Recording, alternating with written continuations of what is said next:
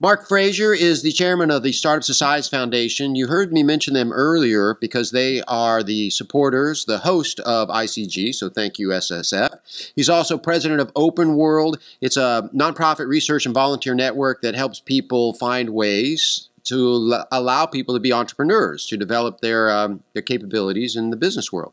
He's worked over 30 years in more than 50 countries on all kinds of interesting projects. We've only been able to talk about a few of these. I look forward to hearing more of his stories. And right now he's working on contract-based communities in which the people who live in a region actually make money when the property value goes up. That's how I understand the mechanism, put kind of bluntly. And as you can see, it's helping the people who are often left out when economic development happens. I think that's great work.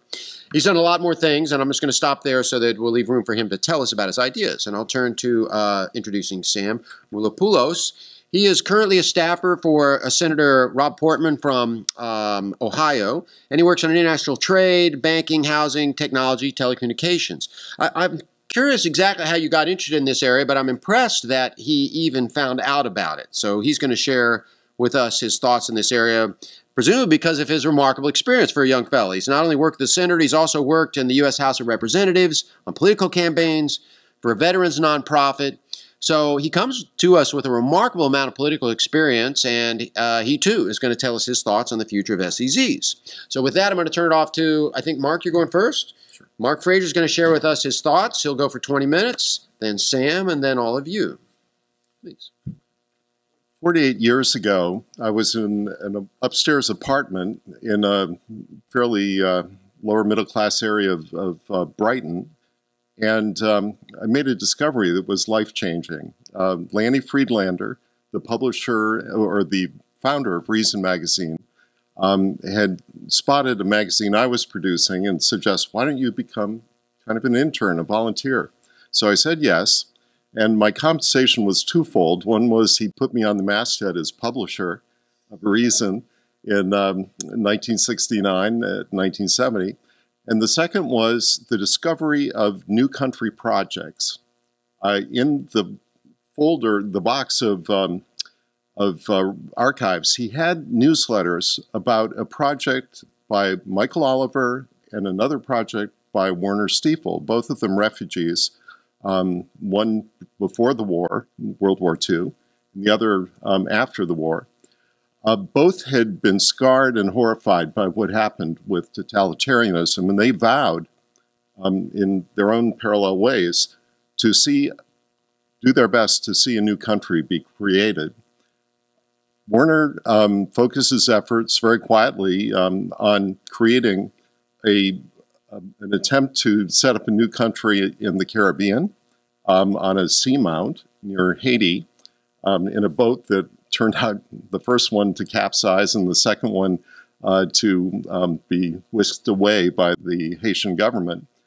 Michael Oliver was more visible, and I read about a project of his in the Caribbean, in Bahamas, to set up a free country. I thought, how cool is this? You know, the audacity of the notion of setting up the rules, constitution, for a truly free area. So age 19, I was very much inspired by this, and went on to go to college and stayed in touch with the people who were doing it. I got a phone call saying that, hey, Bob Poole, the editor and co-owner of Reason in 1975, called me up and said, guess what, we got a new country. There's a group from the New Hebrides that's now declared independence, and wow, what a constitution they have. I was in New Zealand then as a journalist and wrote it up, front page story in the New Zealand Herald, and then proceeded to see a heartbreaking set of coincidences unfold. Basically, the leader of this was put in jail in the New Hebrides by the British and the French, the colonial administrators.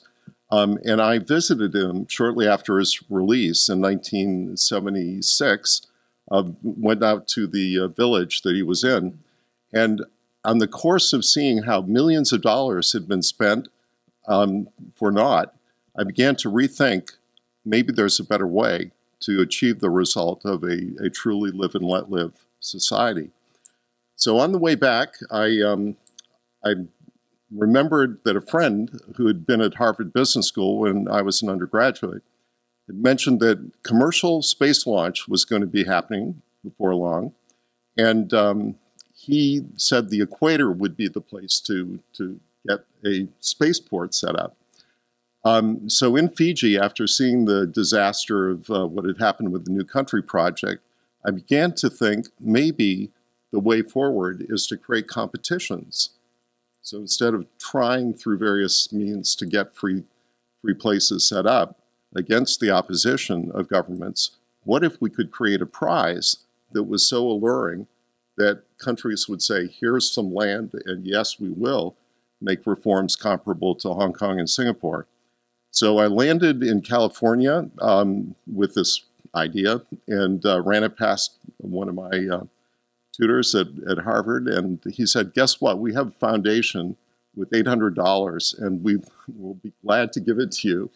It has a great track record, illustrious people on the board, but no money. So I spent the $800 producing a brochure that went out to 40 heads of state, managed to get Bucky Fuller, Robert Heinlein, Arthur C. Clarke, others to back this idea.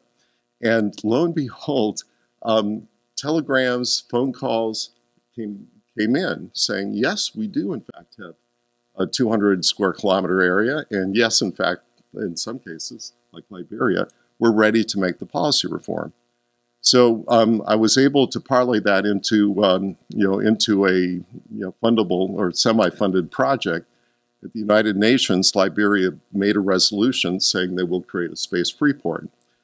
It got shot down by a State Department, U.S. State Department, saying no way are we going to allow commercial launch operations from the U.S. to use this free port.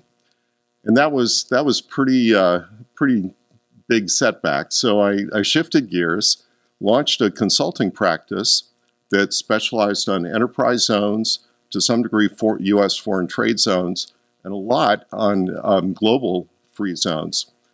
And in the course of learning about free zones and writing books and doing consulting projects, I happened upon the history of the Hanseatic League, which is an amazing group of free cities and free zones that spread initially from the areas in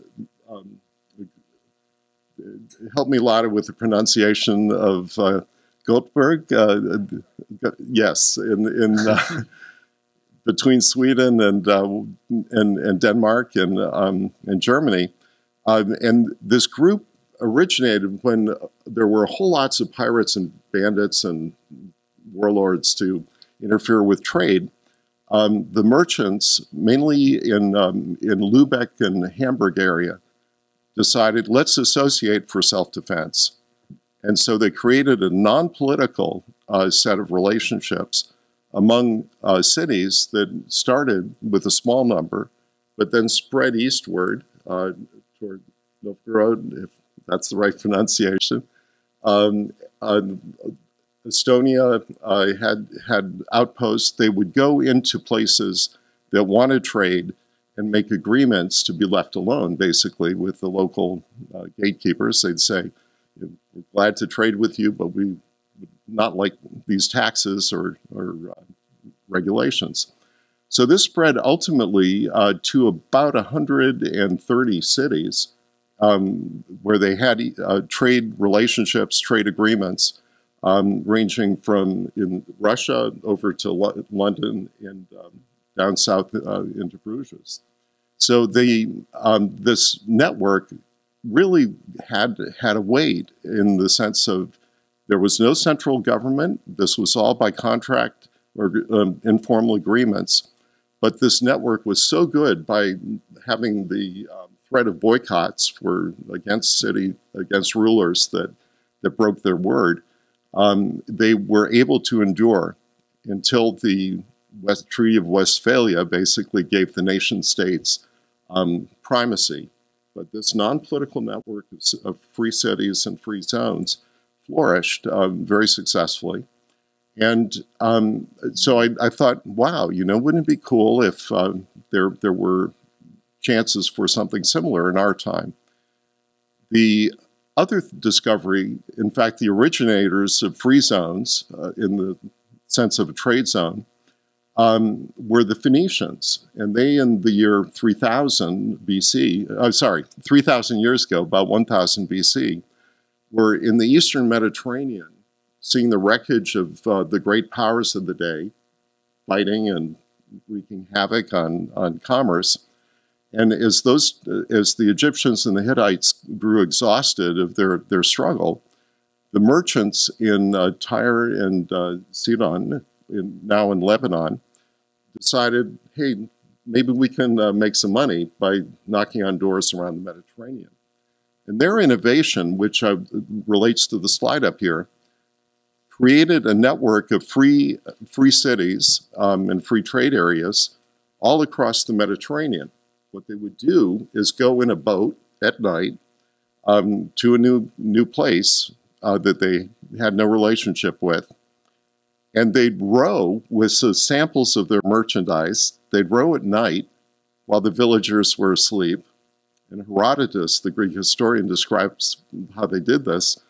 They would light a fire after leaving their gifts on the beach, and then they'd row back to the boat that offered them a measure of safety, because they weren't sure how the locals would respond in terms of initial contact. The next morning, the villagers would discover, wow, gifts on a beach. That's pretty cool. And in many cases, they just take them and leave nothing in reciprocity. But in other cases, the villagers would say, this is pretty cool. We'd like to make this an ongoing relationship. So they would, in turn, put gifts on the beach for the Phoenicians. So the Phoenicians, when they saw this, would come back to the place and begin talking about how they could make a trade relationship. And in some cases, that led to the creation of free trade zones that endured. In fact, Carthage is an example of perhaps the best known of the Phoenician or Punic free cities, and certainly was quite successful for many centuries in its trade. So I began in the mid-80s to see IT, information technology, as being the next wave of opportunities for free zones. And this got me launched into a project in Jamaica, which became the first free economic zone to use technology, information, demonopolize telecommunication links to attract, forgive me, call center operations, data processing operations, computer graphics, and so forth. And once that got set up, Dominican Republic followed quickly in San Isidro. Uruguay set up an amazing privately developed free zone called Zone America, with no commercial government monopolies whatsoever in telecom, power, you name it. So this was exhilarating.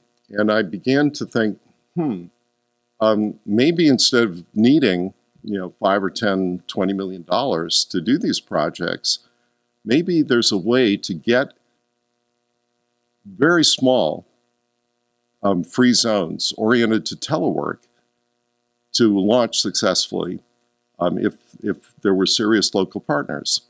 And that led me into projects that during the 1990s and early 2000s, I began to experiment not with classic free economic zones, but much more local opportunities to catalyze interest and reform.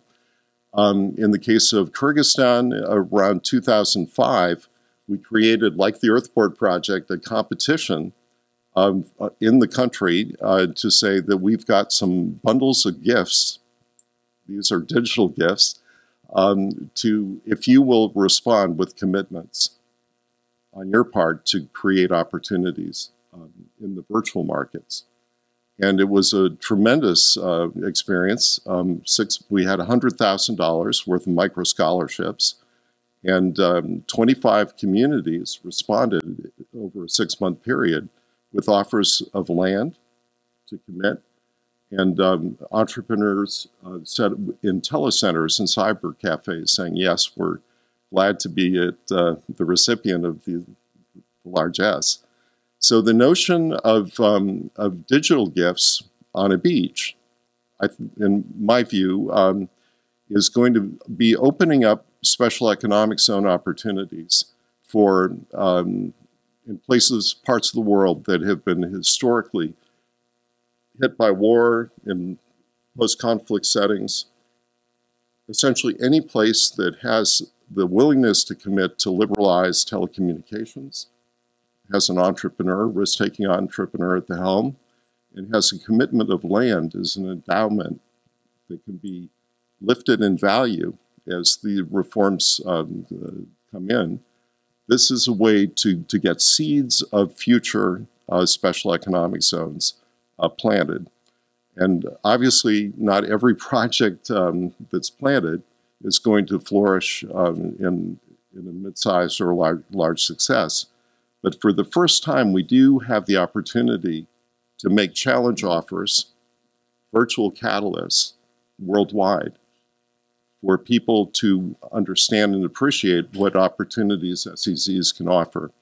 I'm running out of time, but I do want to mention 2 or 3 aspects that I think are game changers in terms of the appreciating the magnitude of the opportunity. The first is an insight that most of our attention, certainly as law students, I would imagine, is on the formal sector. This is where the official rules apply. There at least is 40 to 50% of the world economy. It may be as much as 2/3 by some estimates within the next few years. People who have, in the informal economy, have opted out because they don't trust the rules of the road in their implementation. So there's a vast free economy, a free zone, if you will, in the informal world. There's another layer, so that if we're thinking of a layered approach, the informal economy is huge. It's now got smartphones that connect it to, if you wish, to free markets, arbitration services, any number of ways to go peer-to-peer and create alternatives. There's also, with the formal economy, which formal sector, I think a lot of our focus has been on, but there's then the virtual layer, the cyber economy, the cyber society. And what's happening is in places of state failure, the informal layer is going into this other free area, largely free area, which is the virtual space. And my work has been focusing on how can we catalyze through these gifts on a beach, these digital donations. How can we spread far and wide micro vouchers as small as $5 in Kyrgyzstan was the value of each one, and challenge people to engage with the ideas of law and in the sense, the classic sense of formal equality, of respect for adverbial relationships and due process, not ordaining specific outcomes, which I think is the antithesis of law, in the sense of it being prone to capture. So we're now in a brittle era of growing distrust of political institutions. People have it in their hands, their pockets. They've got gateways to connect peer-to-peer and engage with clean law, trustworthy institutions. And so the next generation of free zones, as I see it, will spring from these virtual catalysts being spread far and wide amongst people who are unhappy with the formal systems, and allow them to punch through and break the grip of predatory institutions in ways that can scale up. This handout here, not that one, that one describes specific steps to reward moves toward setting up special economic zones that can scale potentially to become world cities that are open to refugees and to anyone who's seeking a freer life. Fantastic, Mark. Mark Fraser, thank you. Can I have a copy?